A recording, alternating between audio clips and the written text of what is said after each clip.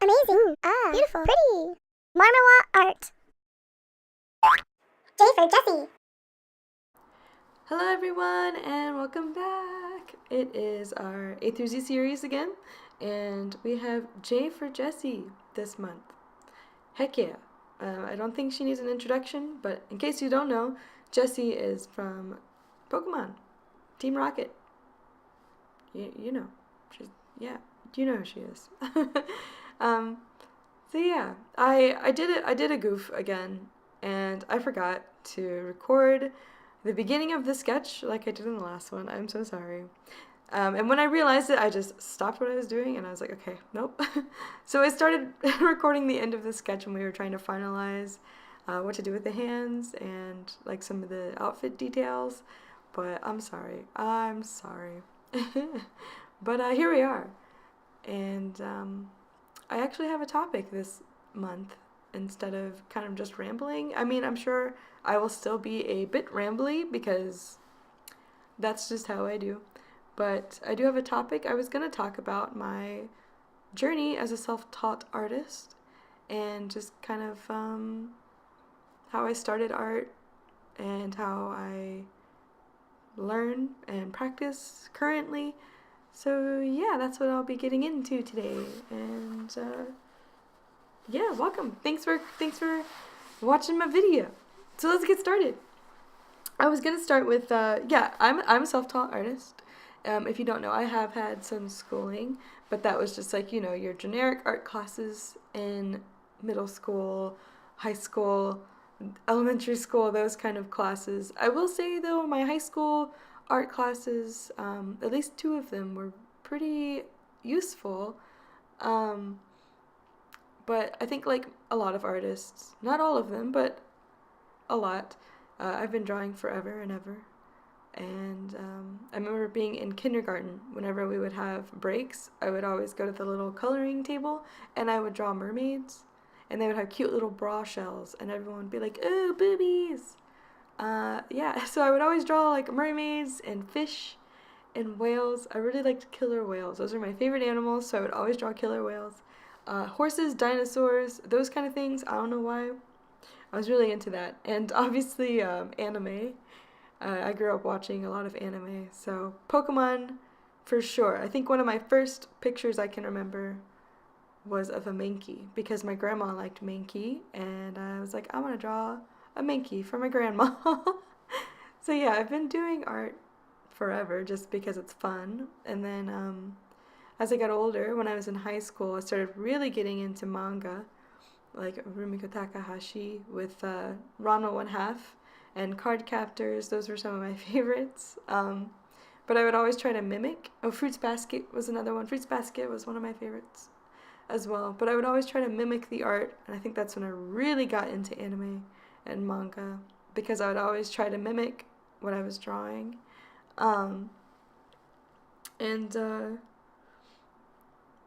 Yeah, I think that just really kicked it off. And I think that's a part of learning as well, is mimicking and copying what you see. And so since I was obsessed with manga, that's what I wanted to draw. But in high school, like the courses I took in high school, I got more like foundation to my art. I mean, and I did that as well with the earlier classes, but you know, when you're like in middle school and elementary school, you're just really dumb. Not really dumb, but you just don't care. I don't know. But in high school, you know, we did a lot of still life. We did a lot of color theory practice, shading practice a lot of different techniques like, you know, pointillism, cross-hatching, and just learned different ways to structure out the skeleton and anatomy. We just did all kinds of fun things. I dabbled in some animation in one of my high school classes, which was cool. We did figure studies where we would pick someone in the class and we would have like a minute to draw them, and then we would have 30 seconds and then 5 seconds. I had a lot of practice in that way, and I do think it was really useful because in art, just having a good foundation and something to build upon as far as like how to build your structures and your shapes, and knowing a little bit about light and color is really useful instead of just going in and trying to create this entire picture from scratch without having any way of setting it up, if that makes sense. Like trying to do all of the big bits instead of building it. So yeah, but after I got out of high school, I went to university, and I didn't do much art while I was there. I did a little bit, and I've always had digital like art tablets, but I remember just getting so frustrated because I didn't know what to do with my art, how to like share it or like have people see it, and I don't know, I just didn't know what I was doing, and I didn't know any of the software. I just had a tablet, and I was like, okay, I'm gonna doodle, and I had no idea what I was doing. I've had like so many, and then I would just like end up giving them to my friend's like little sister or something. Um, but yeah, so I didn't do much when I was in university, and then and, I do it a little bit, but after I graduated, I went and taught English in Taiwan, and I love Taiwan. And teaching English, I had a lot of free time, and so since I like to draw, I was sketching again a lot and just pen to paper. But then one day I was just at like an electronics store, and I noticed they had a Wacom tablet. It was one of the really cheap, like little dinky ones. Not cheap dinky, but it's one of the cheaper options. Really small, and it came with Clip Studio Paint, so I picked it up, and I haven't put it down since. That was like, what, 4 years ago now? I don't know, something like that. But that art journey was totally different because I think that's when I started to really take it serious. Everything before was just fun, sketches I'd just post. But then after I got the tablet and I started learning the software, I would look up reviews or not reviews, tutorials on how to use Clip Studio Paint. So I really actually learned how to use the tools, especially like as I was drawing, instead of getting frustrated or giving up. If there was something I came to, I would look up a specific thing, like, oh, how do I do this with the line, or how do I do this with the color? What do you recommend? I would actually start looking into it, and I started watching a lot of tutorials on art and finding artists that I was really into and doing the mimic thing again. I would pick artists I really liked for their line work or for their color, and I would really just try to mimic what I saw, and then slowly it just started to build up. So I would kind of take from other artists and then combine it into a bit of my own style because, maybe I like, again, like how the lines are done in this one artist style, and then how they colored it in this way from a different artist. So I think that just helped me experiment a lot because I would pick a bunch of different artists that I really liked and mesh it together. But yeah, that kind of leads me into practice as a self-taught artist and how to get better. And I touched on those, but I really do think learning your tools for sure. If you're a digital artist, if you're a painter, if you're doing charcoal, learn your medium. Digital art may be a little bit more, and what's the word? Intense? I don't know. Because there are so many options available to you as far as like a select tool or a fill tool or a pen brush versus a water cool brush or the airbrush. But really learn what's there for you to use, so it'll make your life a lot easier, and then it just allows you to experiment more and just feel more confident in the work that you're doing and less frustrated. And then don't stop doing like basic studies, like do some anatomy sketches every now and then. Look into color theory. Like you just gotta keep going because when you're self-taught, it's like you want to do as much research as you can because there might even be things, and I mean this is the case for me, there are things that I didn't even know were a thing that I needed to know. So I don't know if that makes sense, but really just dive into research and listen to other artists that have been in the field longer than you, and even not longer than you, even if they're less experienced than you, they may have learned something that you don't know yet. You never know, right? And they're still learning as well, or in those newer stages, so they're eager to learn and like retain those tricks. But yeah, really just find information from all types of places. There's tons of stuff on the internet. I've never paid for like an art course. I've thought about it. I've definitely thought about it, but just time, it just didn't make sense because I didn't think I would end up putting as much time into it. But there are tons of tutorials online. Everyone has like some free stuff out there. Amazing artists have free stuff out there. So use the internet, use YouTube, use DeviantArt.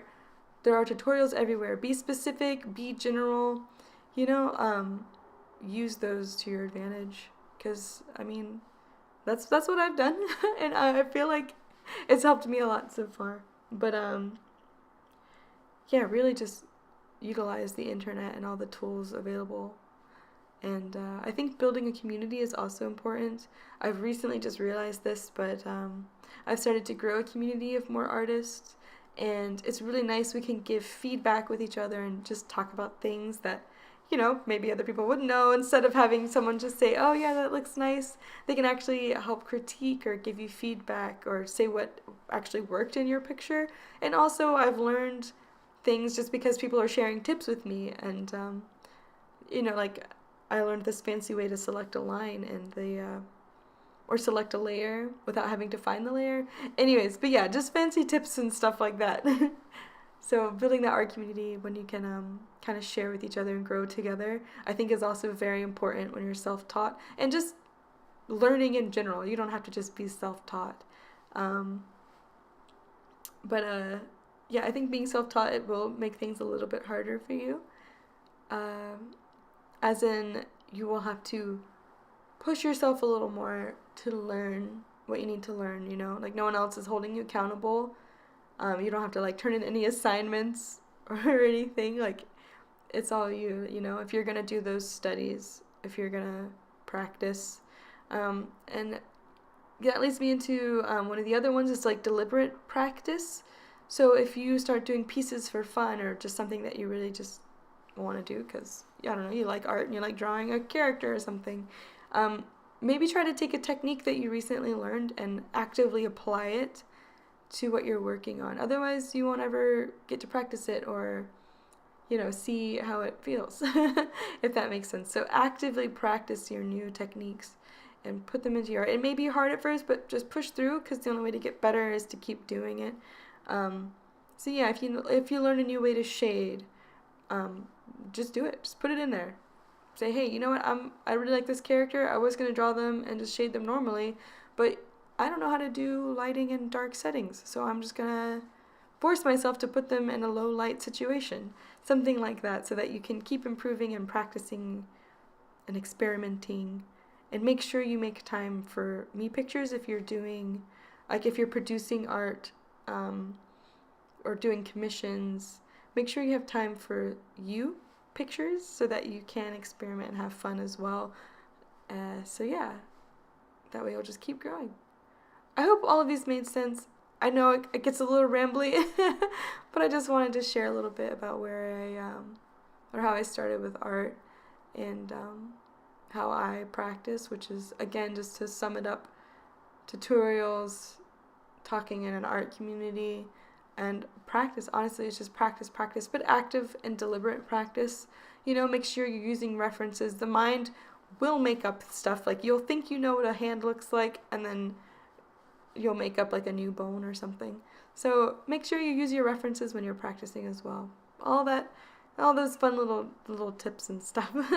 But yeah, I don't know. Thank you guys for hanging out. I know this is far into the video, but I really appreciate you guys.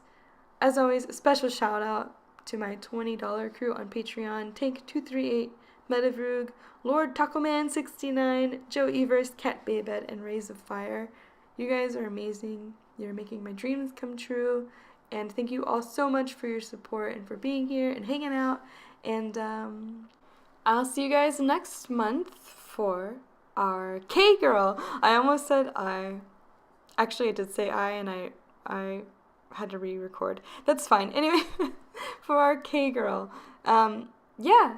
And I look forward to it. Have a good holiday, you guys, if you celebrate Christmas or if you're celebrating anything. I hope you guys have a great December, and I will catch you later. Bye bye.